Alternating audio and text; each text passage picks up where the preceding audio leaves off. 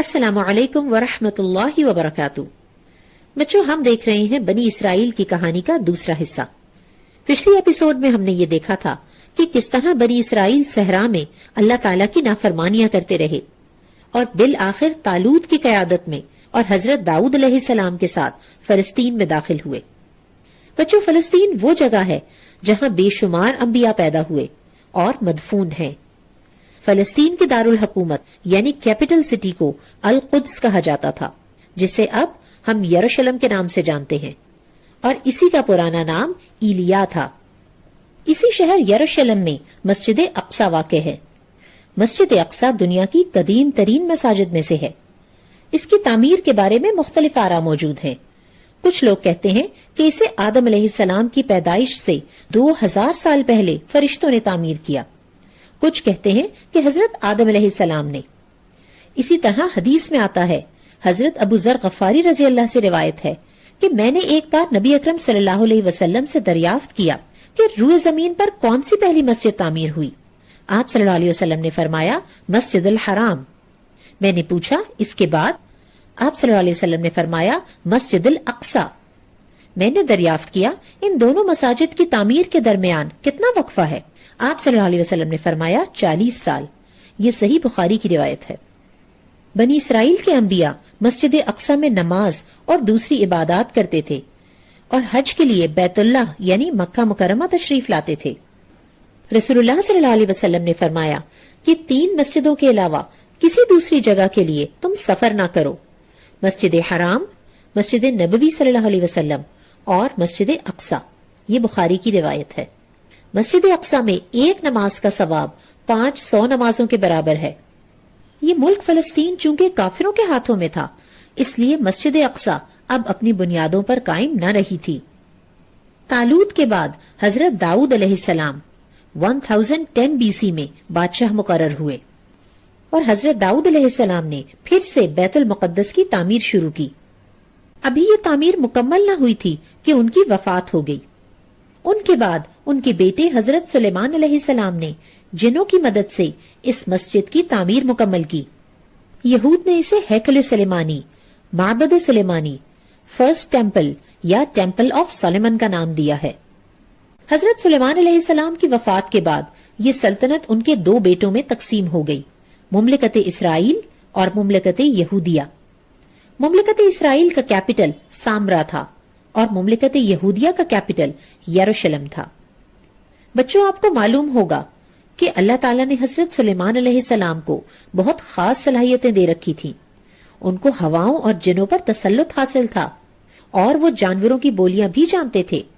یہود نے ان پر یہ الزام لگایا کہ وہ نعوذ باللہ ایک جادوگر تھے اور یہود خود جادو سیکھنے لگے، جبکہ اللہ سبحانہ و تعالیٰ نے جادو کرنے کو کفر قرار دیا ہے۔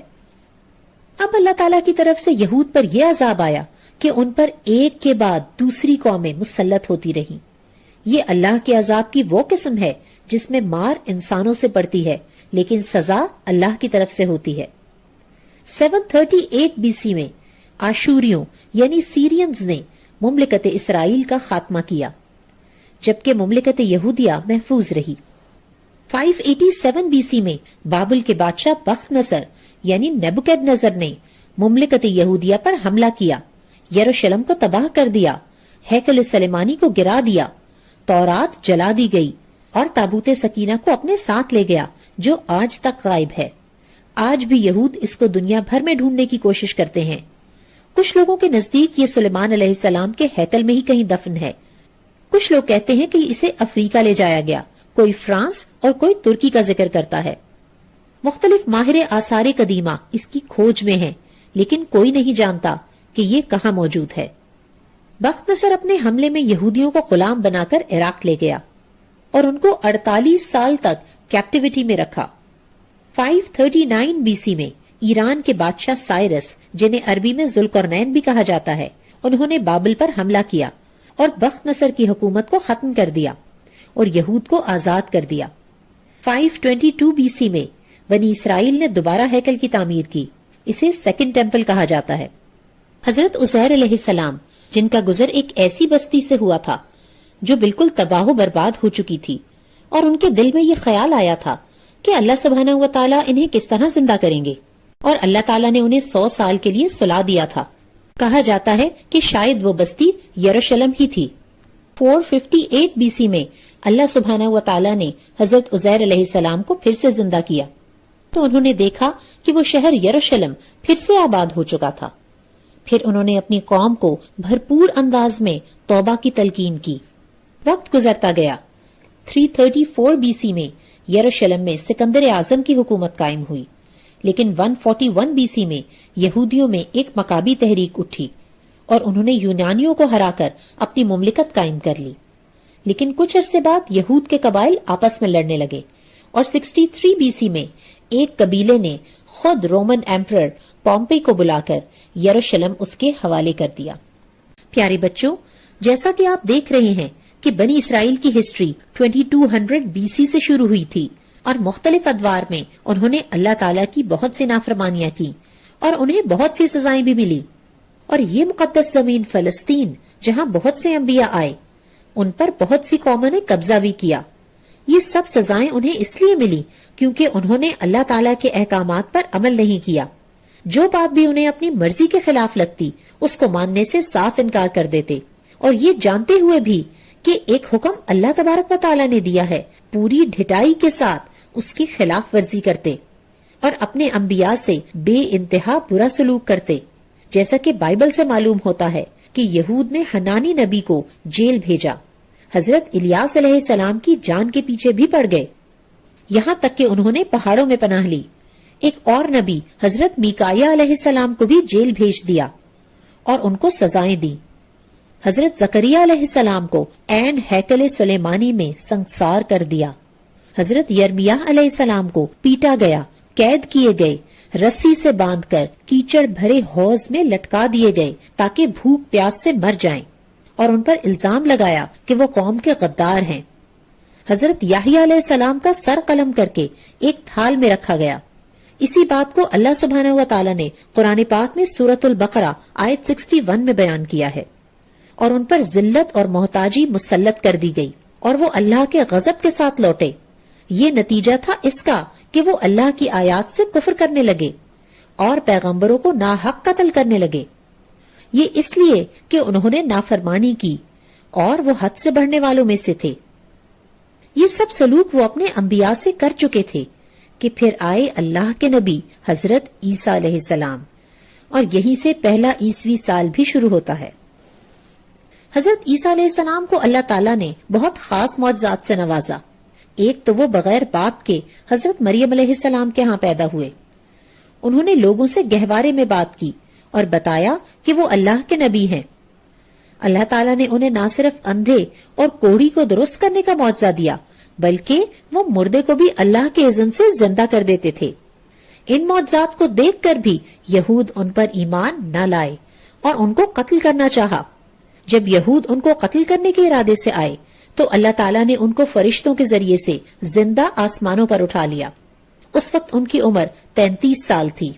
وہ آج بھی اللہ کے پاس زندہ ہیں، اور قیامت سے پہلے نبی اکرم صلی اللہ علیہ وسلم کے امتی کی حیثیت سے دنیا میں واپس آئیں گے اور یہودیوں کے مسیحا دجال کو قتل کریں گے۔ تو یہود کے جو لوگ ان کو قتل کرنے آئے، ان میں سے ایک کی شکل اللہ تعالیٰ نے حضرت عیسیٰ علیہ السلام کی طرح بنا دی، اور یہود نے اس کو پکڑ کر رومن عدالت میں پیش کیا اور جھوٹے الزامات لگا کر اس کو سولی چڑھا دیا۔ وہ یہ سمجھے کہ انہوں نے حضرت عیسیٰ علیہ السلام کو سولی چڑھایا ہے، لیکن بعد میں وہ سوچنے لگے کہ بھلا وہ شخص کہاں گیا جو ان کو قتل کرنے گیا تھا۔ اس طرح یہ معاملہ ان پر مشتبہ کر دیا گیا۔ بنی اسرائیل میں سے جو لوگ حضرت عیسیٰ علیہ السلام پر ایمان لائے وہ عیسائی کہلائے۔ جیسا کہ آپ سن چکے ہیں کہ یروشلم پر اس وقت رومنز کی حکومت تھی اور یہود ان کو ٹیکس دیا کرتے تھے۔ چند سالوں بعد یہود نے ان کو ٹیکس دینے سے انکار کر دیا اور ان کے خلاف بغاوت کر دی۔ پھر ان پر اللہ کے عذاب کا کوڑا برسا۔ ایئر 70 میں رومنز نے اپنے جنرل ٹائٹس کو ان پر بھیجا، جس نے ایک دن میں 1,33,000 یہودی قتل کیے، اور وہ ہیکل سلیمانی یا سیکنڈ ٹیمپل جو انہوں نے بخت نصر سے آزاد ہو کر دوبارہ تعمیر کیا تھا اسے گرا دیا گیا اور یروشلم کو ایک بار پھر تباہ کر دیا گیا۔ یہ ہیکل آج تک گرا ہوا ہے، صرف ایک دیوار باقی ہے جسے دیوار گریا کہتے ہیں. یہاں یہودی جاتے ہیں اور روتے ہیں کیونکہ ان کا قبلہ گر چکا ہے. یہاں سے یہود کا دور انتشار شروع ہوتا ہے، بگننگ آف ڈائسپورا، یعنی اب وہ زمین ان سے چھین لی گئی اور فلسطین کو یہودیوں سے مکمل طور پر پاک کر دیا گیا.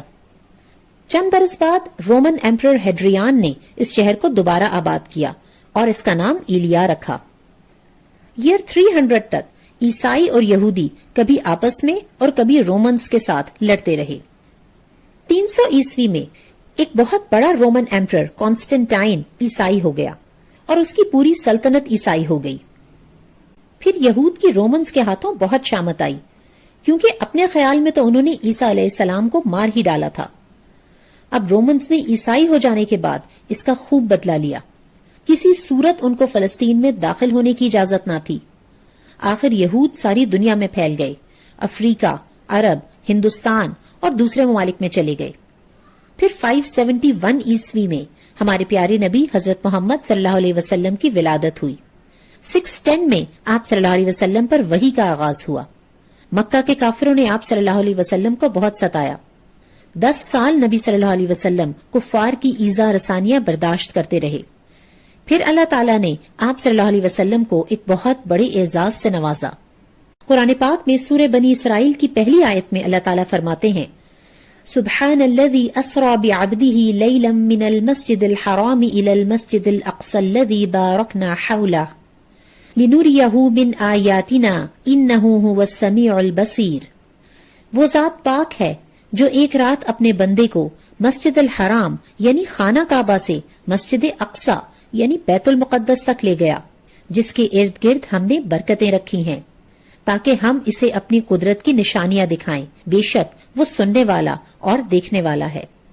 اللہ سبحانہ و تعالی نبی اکرم صلی اللہ علیہ وسلم کو مسجد حرام سے مسجد اقصی اور وہاں سے آسمانوں پر لے گئے.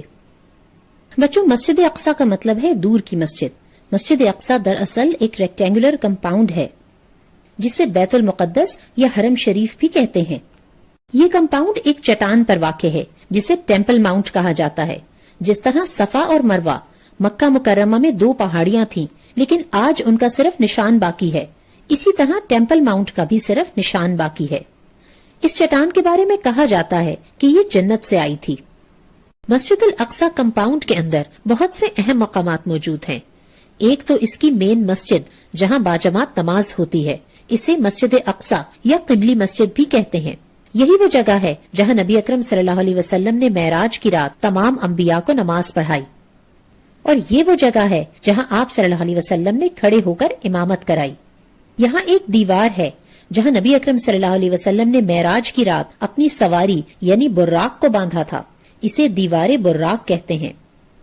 یہاں کی ایک اور بہت اہم جگہ قبۃ الصخرہ ہے. قبہ گنبد کو اور صخرہ چٹان کو کہتے ہیں. یہ وہ مقام ہے جہاں سے نبی اکرم صلی اللہ علیہ وسلم معراج کی رات آسمانوں پر تشریف لے گئے. اسے ڈوم آف دا راک بھی کہا جاتا ہے.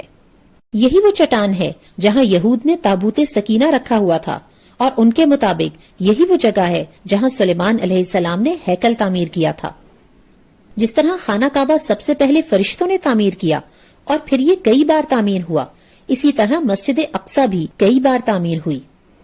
جب نبی اکرم صلی اللہ علیہ وسلم معراج پر تشریف لائے تو بیت المقدس میں مسجد موجود نہیں تھی، کیونکہ بیت المقدس اس وقت عیسائیوں کے قبضے میں تھا، اور انہوں نے بیت المقدس میں ایک چرچ تعمیر کر رکھا تھا. جس جگہ نبی اکرم صلی اللہ علیہ وسلم نے تمام انبیاء کے ساتھ نماز ادا کی، وہیں بعد میں مسجد تعمیر کی گئی. بچوں، اگلی ایپیسوڈ میں ہم دیکھیں گے کہ کس وقت مسلمانوں کو بیت المقدس کی طرف رخ کر کے نماز پڑھنے کا حکم ہوا، اور وہ کون سے درویش بادشاہ تھے جن کے ہاتھوں یروشلم فتح ہوا. انشاءاللہ جلد ملیں گے اگلی ایپیسوڈ کے ساتھ. السلام علیکم ورحمۃ اللہ وبرکاتہ.